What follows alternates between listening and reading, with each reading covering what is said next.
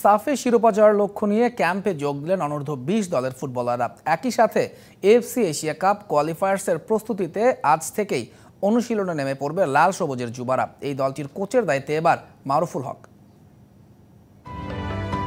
সময়টা 5 আগস্ট 2022, ভুবনেশ্বরের কালিঙ্গা স্টেডিয়ামে সাফ অনূর্ধ্ব-20 ফাইনালে ভারতের বিপক্ষে 2-2 গোলের সমতায় নির্ধারিত 90 মিনিটের খেলা শেষে অতিরিক্ত সময়ে 3 গোল হজম করে আসরটা রানার্স আপ হয় বাংলাদেশ। লাল সবুজের যুবাদের সামনে আবারও সেই সাফের মিশন। 18 থেকে 28 আগস্ট নেপালে বসবে আসর, তাই ক্যাম্পে যোগ দিলেন ডাক পাওয়া 34 ফুটবলার, যারা স্বপ্ন বুনছেন সাফ জয়ের। অভিজ্ঞতা তো আছে, ইনশাল্লাহ চেষ্টা করব ভালো কিছু করার। তো আগের সাবেও আমি সেরা গোলের দাদার দৌড়েছিলাম, তো এবারও চেষ্টা করব সেরা গোল দেওয়া হওয়ার জন্য।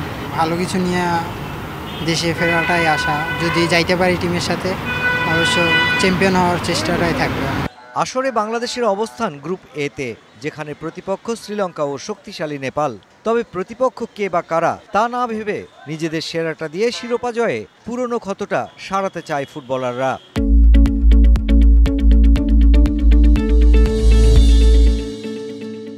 দল হিসেবে কেউ ছোট না, সবাই আসলে চ্যাম্পিয়ন হওয়ার জন্য আসে। দল ছোট বড় না, আমরা ওদের সময় করে আমরা খেলতে যাবো। আসলে সবাই শক্তিশালী দল, মাঠে নামলে 90 মিনিট যে ভালো খেলবে, એટલે আমরা চাইবো ওই টাইমটা সবাই ভালো খেলতে। ওদের সম্পর্কে আমাদের ধারণা আছে, ওরা ভালো টিম হলেও আমরা ভালো team.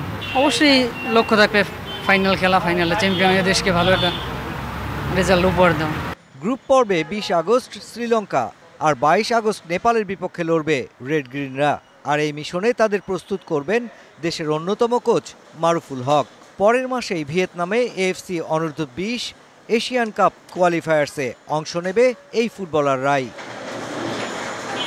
Mushfiqur Rahman, DBC news, Dhaka.